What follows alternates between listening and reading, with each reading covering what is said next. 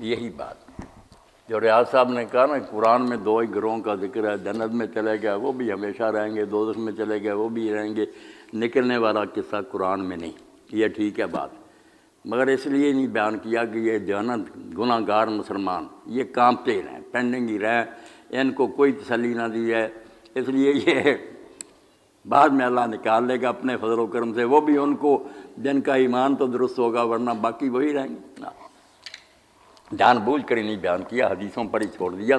کہ یہ لوگ جو نا اپنی قسمت کے بارے میں خوف زدہ ہی رہیں گے، پتہ نہیں ہمارا اثر کافروں والا ہی ہو کہ وہاں ہی ہمیشہ رہیں۔ لرزاں رہنے کی بات، اور ایک بات جو نا ریاض صاحب اور سارے ساتھی سنیں کہ گناہ کو جو ہلکا ہم سمجھتے ہیں کہ کافر نہیں، بہرحال ہم اللہ رسول کو مانتے ہیں، گناہ یہ نا، یہ بھی بے وقوفی ہے۔ گناہ جو نا پھر ٹکتا نہیں، گناہ جب آتا نا پھر آدمی پہلے تو مجبوری ظاہر کرتا، سٹیج ہے نا کہ نہیں یہ مجبوری تھی اس لیے یار سود لینا پڑا، دوسرے نمبر پر پھر اس کو جائز ثابت کرتا کہ نہیں یہ کوئی نہیں ہے، لوگوں نے خام خواہ بات بنا رکھی، اس میں کیا حرج ہے، پھر اس سٹیج پر پہنچ جاتا، پھر مستحسن بنا لیتا کیونکہ اپنا ضمیر نہیں نہ ٹکنے دیتا، کہتا نہیں تو یہ بات ہی بہت اچھی ہے،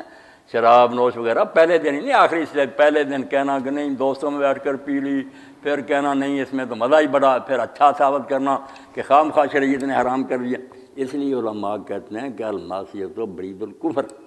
کہ جو گناہ ہے نا یہ قاصد ہے کفر کا، آہستہ آہستہ اپنا اندر سے تم کافر ہو جاؤ گے کہ دین کا یہ حکم نہیں صحیح، بے ایمان ہو کر مرو گے۔ اس لیے یہ بہت خطرے کی بات ہے، ایسے لوگ جو گناہ کو گناہ سمجھیں اور شرمسار ہوتے ہیں بہت تھوڑے ہیں، وہ بھی خوش قسمت ہیں جو گناہ کو گناہ مانے، ورنہ آہستہ آہستہ آدمی لٹتا جاتا، برائی کو نا پھر جائز ہی بنا لیتا ہو۔